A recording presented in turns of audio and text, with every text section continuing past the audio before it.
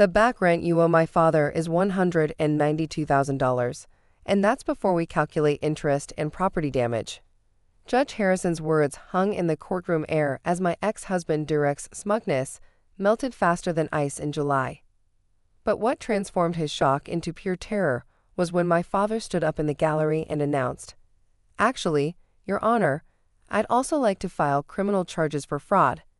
He's been collecting rent from our tenants in the basement apartment for 8 years and keeping the money." Derek's lawyer, the expensive one he'd bragged would destroy me, frantically shuffled through papers while Derek himself gripped the defendant's table like it might save him from drowning. "What tenants?" Derek sputtered. "What fraud? That's my house." Judge Harrison raised an eyebrow. "Mr. Fitzgerald, you just spent 20 minutes telling this court how you've been the sole provider, maintaining your property while your wife contributed nothing. Would you like to revise that statement?" I sat quietly beside my lawyer, Sarah Chen, watching 8 years of lies unravel like a cheap sweater. The house, our supposed marital home, had never been ours. It had always been Dad's, a fact Derek had somehow missed despite living there, renovating it, and apparently running a secret rental operation in the basement. "Your Honor," Derek's lawyer, Mr. Brennan, stood up, his $3,000 suit suddenly looking less impressive. "We need a recess. There's been a misunderstanding."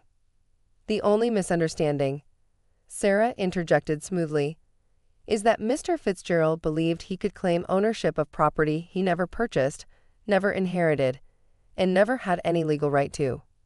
Here's the deed, dated April 2016, showing sole ownership by Martin Cross, my client's father." She handed copies to the judge and opposing counsel. I watched Derek's face cycle through confusion, anger, and finally, dawning horror. "Additionally," Sarah continued, "we have 8 years of bank records showing Mr. Fitzgerald collecting $2,000 monthly rent from the basement apartment, money that rightfully belongs to the property owner, Mr. Cross." "That's a lie." Derek shot to his feet. "There's no basement apartment." My father, all 72 years of him, stood up in the gallery. "Really, son? Then who's been living downstairs for the past 8 years? Ghosts." Judge Harrison gavelled for order. "Mr. Cross, you'll have your chance to speak. Mr. Fitzgerald, sit down." Derek collapsed into his chair. I could see his mind racing, probably trying to figure out how I discovered his secret. He'd been so careful, meeting the tenants when I was at work, depositing the rent into a separate account, filing taxes that I never saw. He probably thought he was brilliant. He hadn't counted on my dad playing the long game. "Your Honor," Sarah said, "I'd like to present Exhibit B, text messages between Mr. Fitzgerald and the current tenant, Ms. Jennifer Wu, discussing rent collection and property maintenance." Derek's phone. The one he'd guarded like Fort Knox throughout our marriage. The one he'd forgotten to wipe before turning it over during discovery because he was too focused on hiding his girlfriend's messages. Sarah read aloud. "December 3rd, Ms. Wu. The water heater is acting up again. Mr. Fitzgerald, I'll come by tomorrow while my wife's at work. Remember, she doesn't know about the apartment, so don't answer the door if anyone else knocks. February 15th, Ms. Wu. Rent's in the usual account. Mr. Fitzgerald. Perfect. Remember, all communication goes through me, not the old man upstairs." Old man. I glanced at Dad, who was smiling like a chess player who'd just cornered a king. "Your Honor," Mr. Brennan tried again. "My client believed he had an arrangement with Mr. Cross." "An arrangement?" Judge Harrison leaned forward. "Mr. Fitzgerald, did you have written permission to collect rent on Mr. Cross's property?" Derek mumbled something. "Speak up, Mr. Fitzgerald." "No, Your Honor." "Did you have verbal permission?" Mr. Cross knew about it." My father stood again. "Your Honor, may I address that?" Judge Harrison nodded. "I absolutely knew about it," Dad said, causing Derek to look momentarily hopeful. I knew because I installed security cameras in the common areas 3 years ago, when things started going missing from my workshop. Imagine my surprise when I saw my son-in-law sneaking tenants in and out like a teenager breaking curfew. Derek went pale. But here's the interesting part, Dad continued. I didn't stop him. Want to know why? The courtroom was silent. Because my daughter called me crying one night, saying Derek wouldn't let her see the bank statements. Said he was handling all the finances and she should just trust him. That's when I knew something was off. So I let him keep digging his hole while I documented everything. Dad, I whispered, but he wasn't done. 8 years of rent at $2,000 a month. That's $192,000 he stole from me. But more importantly, it's 8 years he lied to my daughter, telling her they were broke, making her work overtime while he pocketed $24,000 a year tax-free. I paid taxes on it. Derek protested. Sarah smiled. You did. Under what address? Because according to your tax returns, you only reported income from your salary and investments. Nothing about rental income. Derek's lawyer put his head in his hands. Judge Harrison looked through the documents. Mr. Fitzgerald, setting aside the rent issue for a moment, you've been claiming in these divorce proceedings that the house is marital property. You've stated under oath that you purchased it with your inheritance from your grandmother. Is that correct? Aye. There might have been some confusion. Yes or no, Mr. Fitzgerald? Did you testify that you purchased this house? Yes. Yet the deed clearly shows Mr. Cross as the owner, purchased before you even met Ms. Cross. How do you explain this? Derek looked at his lawyer desperately. Mr. Brennan stood. Your Honor, my client may have been confused about the technical ownership. Confused? Judge Harrison's voice could have frozen fire. Counselor, your client submitted financial documents claiming ownership of a property worth $450,000. That's not confusion, that's fraud. Furthermore, Sarah added, Mr. Fitzgerald has been claiming the mortgage interest deduction on his taxes for a property he doesn't own and isn't paying a mortgage on, since Mr. Cross owns the house outright. That was news to me. I turned to stare at Derek, who was now sweating through his shirt. Your Honor, Sarah continued, we'd like to amend our filing. In addition to standard divorce proceedings, we're seeking full restitution for the stolen rent money, penalties for tax fraud, and damages for intentional infliction of emotional distress. This is insane. Derek exploded. I improved that house. I renovated the kitchen, finished the basement, maintained everything. With whose money? Dad asked from the gallery. My money. Really? Sarah pulled out another document. Because these receipts show all renovation materials were purchased with Ms. Cross's credit card. The one you had access to but told her was maxed out from household expenses. I remembered those conversations. Derek insisting we couldn't afford dinner out because we were over budget, while apparently funding renovations with my credit and keeping rent money for himself. Your Honor, Mr. Brennan made one last attempt. Perhaps we could discuss a settlement. A settlement? Judge Harrison looked incredulous. Mr. Brennan, your client has admitted to fraud, theft, and perjury in my courtroom. The only settlement he should be discussing is with the district attorney. Derek turned to me then, his eyes pleading. Grace, baby, tell them this is a misunderstanding. You know I love you. You know everything I did was for us. I stood for the first time since entering the courtroom. For us? You told me we couldn't afford to have a baby because money was too tight. You made me sell my grandmother's jewelry to help with bills. You convinced me to skip my brother's destination wedding because we couldn't afford it. All while you were collecting $2,000 a month in stolen rent. It wasn't stolen. I maintained the property. You maintained it with my money, my credit cards, while telling me I was bad with finances and needed you to handle everything. Sarah put a gentle hand on my arm, and I sat back down, shaking.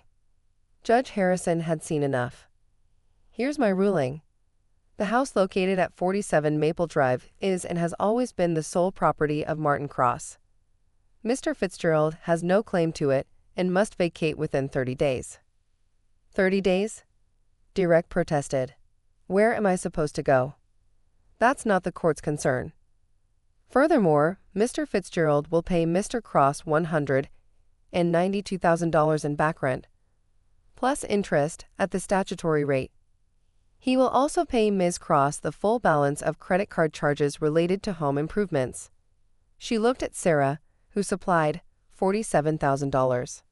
$47,000 in credit card charges, plus interest and penalties. The divorce is granted on grounds of fraud and financial abuse.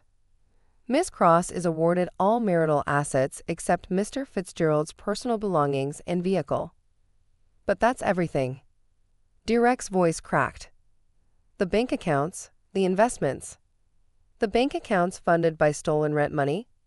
The investments made while telling your wife you were broke. Yes, Mr. Fitzgerald, that's everything. Your Honor. Sarah spoke up.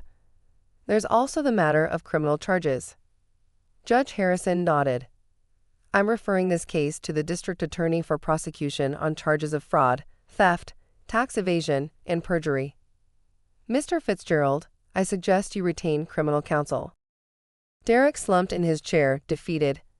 His lawyer was already packing up, probably calculating how to get paid since Derek's assets were about to be frozen.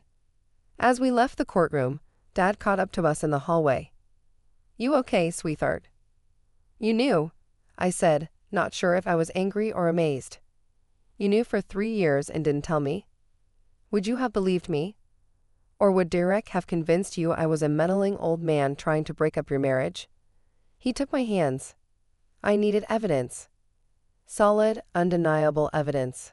Besides, you weren't ready to leave 3 years ago. He was right. 3 years ago, I was still believing Derek's lies, still thinking I was the problem, still trying to make him happy. The tenants, I said suddenly. Jennifer Wu, is she real? Dad chuckled. Very real. Lovely woman, accountant. She's been documenting everything too, hoping someone would eventually help her. Turns out Derek's been overcharging her and pocketing the difference from what he told her the rent was. How much was he really supposed to charge? $1,500. He's been telling her the rent was $2,000 and keeping the extra $500. Another $6,000 a year. My head spun with the math of Derek's deceptions. Grace, Sarah touched my arm. We need to freeze the accounts immediately, before he can move any money. We spent the next 2 hours at the bank, securing accounts I didn't even know existed. Derek had checking accounts, savings accounts, investment portfolios, all funded by his theft, all hidden from me during our marriage. The total was staggering. $380,000. How? I asked the bank manager. How did I not know about any of this? The accounts were in his name only, she explained. And all statements were electronic, going to an email address you probably didn't have access to. By the time we finished, word had gotten out. My phone was buzzing with texts from mutual friends who'd been in the courtroom gallery. Derek's sister called, screaming about family loyalty, until I told her about the theft, and she went quiet. That evening, I sat in my apartment, my temporary apartment, since I'd moved out of Dad's house thinking Derek and I owned it, and tried to process everything. 8 years of marriage built on lies. 8 years of feeling like a failure because we were struggling financially. 8 years of Derek's generosity to his friends, his expensive hobbies, his insistence that I was bad with money, while he literally stole from my father. Dad arrived with Chinese takeout and a bottle of wine. Figured you might not feel like cooking. We ate in companionable silence until I finally asked, "Why didn't you ever say you owned the house? Even before Derek?" He sighed. "Your mother and I bought that house when you were 2. When she died, I couldn't bear to live there alone, so I rented it out. When you got engaged, I thought it would be perfect. You could live in your childhood home, build your own family there. I was going to surprise you, put it in your name as a wedding gift. But then I met Derek. Really met him, not the charming facade. I saw how he looked at the house, calculating its value. How he mentioned investment opportunities before he even proposed. So I kept it in my name, figuring I'd transfer it to you eventually, when I was sure. And you were never sure. No, sweetheart. I was sure. Sure he was wrong for you. But you loved him, and I had to let you figure it out yourself. The fortune cookies arrived with the check. Mine read, "The truth will set you free, but first it will piss you off." I laughed, actually laughed, for the first time in months. 3 months later, Derek was arraigned on multiple charges. He pled guilty to avoid trial, receiving 5 years probation, community service, and orders to pay full restitution. He had to sell his car, his boat, I hadn't even known about the boat, and liquidate all the hidden investments. Jennifer Wu testified about the rent scheme. Turns out she wasn't the first tenant. Derek had been running this scam since year 1 of our marriage, rotating tenants every few years, always choosing young professionals who worked long hours and wouldn't ask questions. The divorce was finalized on a rainy Tuesday. I walked out of the courthouse owning nothing I hadn't earned myself, plus damages that would help me rebuild. Derek walked out facing monthly restitution payments that would take him 20 years to complete. "You ruined my life," he spat at me on the courthouse steps. "No," I replied calmly. "You ruined your own life. I just found the receipts." Dad was waiting by his car. "So about that house. Keep it in your name," I said firmly. "I want to buy my own place. With my own money. No lies, no schemes, no secrets." He smiled. "That's my girl. Although Jennifer's lease is up next month if you want a roommate. She's looking for a new place, somewhere her landlord isn't a criminal." I thought about it. A fellow victim of Derek's schemes. Someone who understood the betrayal, sharing a fresh start. Give her my number, I decided.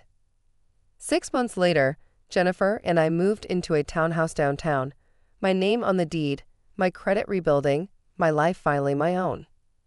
Dad still owned the Maple Drive house, now properly managed by a legitimate property company. Derek, last I heard, was living with his mother, working 2 jobs to make restitution payments, and telling anyone who'd listen that his ex-wife had trapped him. But I had the receipts that said otherwise. All $192,000 worth of them.